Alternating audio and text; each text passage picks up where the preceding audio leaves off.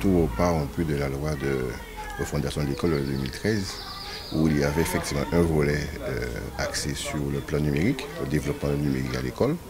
Donc tout naturellement, donc, la ville a commencé effectivement à s'y intéresser de manière très méthodique et que nous sommes en 2017 dans l'aboutissement concret de ce plan numérique dans nos établissements scolaires élémentaires dans un premier temps.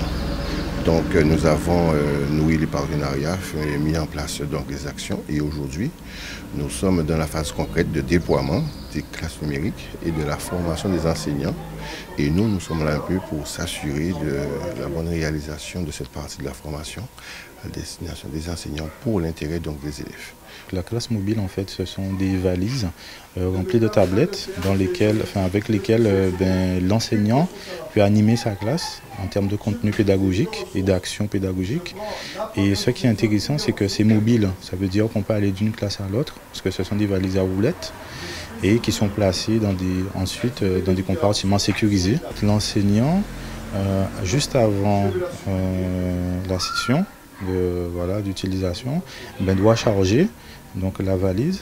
Le fait qu'on ait sur le côté de la valise un système de branchement au courant, ça permet que d'un seul coup, au lieu qu'on ait à charger individuellement chaque tablette, qu'on puisse charger l'ensemble des tablettes, les 14 tablettes prévues pour les enfants, plus la tablette de l'enseignant en même temps. Et après, une fois que c'est chargé, l'enseignant peut distribuer aux enfants leurs tablettes, les élèves.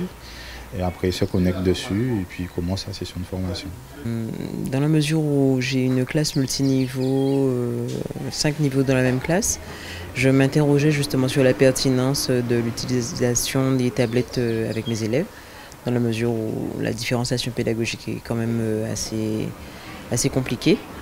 Et je me rends compte que pouvoir avoir un regard en même temps sur l'ensemble des travaux de mes élèves, tout en différenciant les supports que je leur communique, peut être une très grande richesse.